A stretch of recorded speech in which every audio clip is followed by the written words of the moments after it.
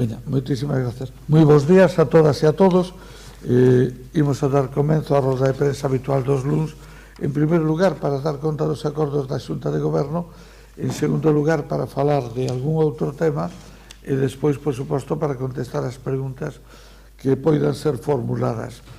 Con relación ao tema das Xuntas de Goberno, houve, como é habitual, o primeiro capítulo de licencias de obras, onde se concederon algunhas licencias e autorizacións.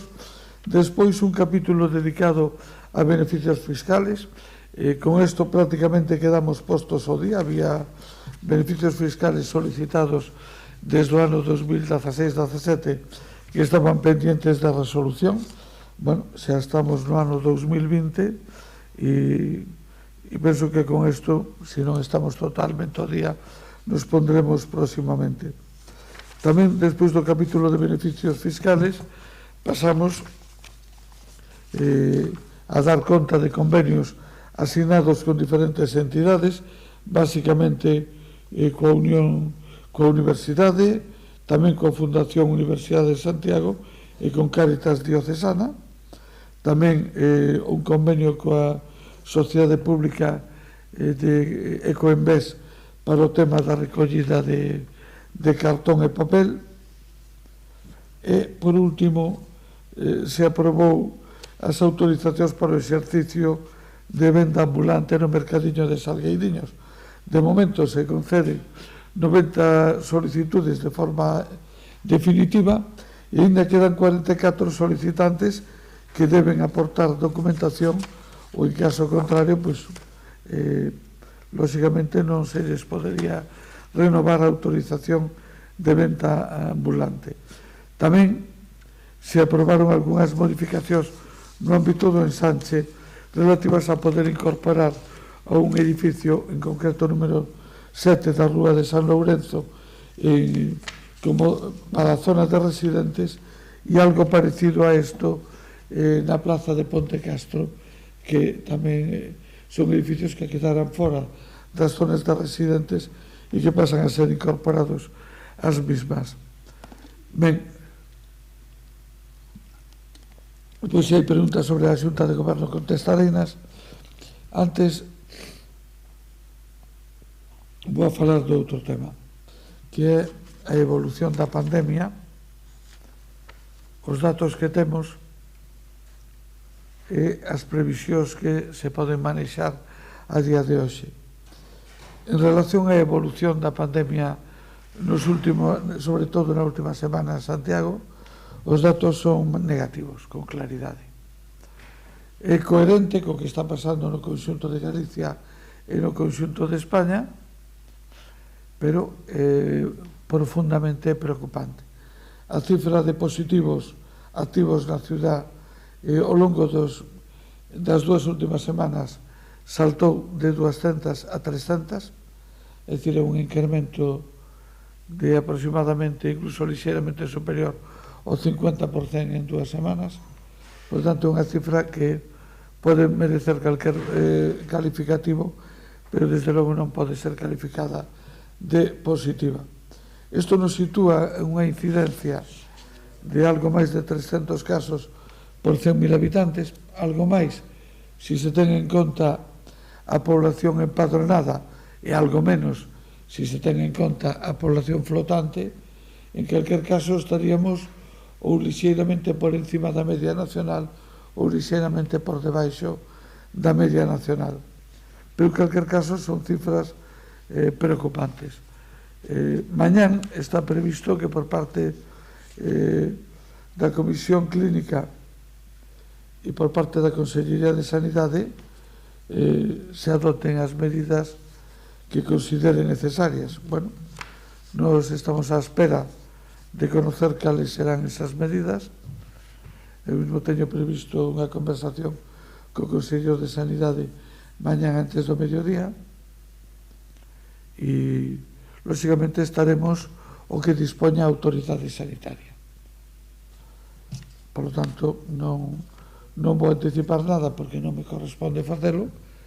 Simplemente o único que digo é que prestaremos toda a colaboración que se nos solicite coas medidas que se adoten, e desde logo temos que facer un chamado á ciudadanía para actuar de forma moi responsable e para actuar con unha actitude preventiva frente á evolución da pandemia. É posible que a evolución ao longo desta segunda quincena aínda non tocara teito, e entre todos debemos esforzarnos por aplanala e por reducila. A única actitude que non sería responsable nin aceptable é a de deixar que siga avanzando como se produciu ao longo destas dúas últimas semanas e moi especialmente desta última semana. Eu non sei se hai algunha pregunta. Sí, bueno, aquí en Santiago levamos a mes e medio con medidas especiais, vostede leva avisando de forma moi clara mes e medio, contaba con que a partir do 15 a cousa mellorara e está empeorando. Non sei que está fallando e que está pasando para que vaya tan mal. Sinceramente, me resulta difícil facer unha valoración exhaustiva de que é o que está sucedendo. O que si é certo é que probablemente non temos a actitude proactiva e preventiva que temos que ter aí. Personas que siguen pensando que a eles non lles vai tocar e realmente empezamos a semana con 233 positivos e rematamos a semana con 300. Eso pode merecer moitos calificativos, pero non é positivo. E a semana anterior empezamos, creo lembrarme, que con 177 e rematamos con 233, por lo tanto tampouco me parece unha evolución positiva. É dicir, levamos 2 semanas con unha evolución claramente negativa, que é verdad, que é bastante coherente co que está pasando no conxunto do país. Tamén os datos do conxunto de Galicia son preocupantes, pero, como digo dito, mal de moitos, non pode servir de consolo para persoas sensatas e razonables. É evidente que a evolución en Santiago é negativa e está sendo negativa por enriba da media de Galicia. Por lo tanto, temos que facer unha reflexión sobre que cousas non se están facendo ben en Santiago. Que cousas non... Está claro que creo que determinado tipo de actitudes, pois, lógicamente, nos están afectando máis. É verdad que Santiago é unha cidade que ten moita máis mobilidade que a media e moita máis población xoven que a media. E ambos os dous son factores que, desde o punto de vista da transmisión da epidemia, se poden considerar factores de risco. Localizados ou vos comentou Sanidade de algo onde ven este aumento tan importante de pasar de 200, de 183 a 300, porque os universitarios son unha parte pequena, pero o resto non sei se...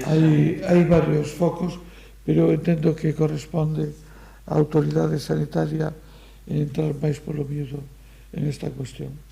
Eu simplemente fagome eco dos datos que nos foron facilitados por Sanidade.